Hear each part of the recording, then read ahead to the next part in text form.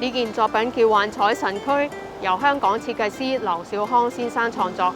作品係以鋼材製成，係城市藝坊內其中一件以馬為題嘅作品。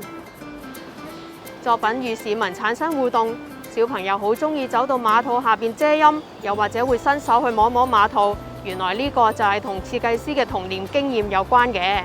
因為喺佢年青嘅時候，有一次佢喺跑馬地嘅街上睇見有人從馬房度拖住隻馬去馬場度操練。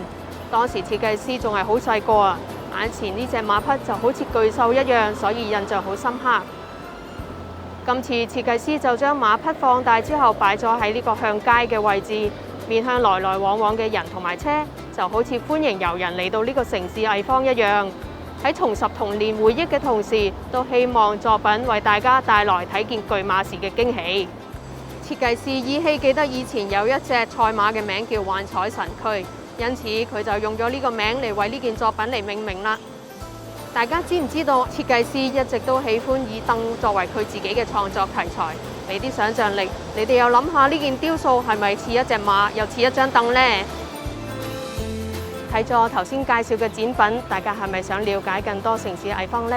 大家可以登入下邊網址觀看城市藝坊其他各具風格嘅藝術裝置啦。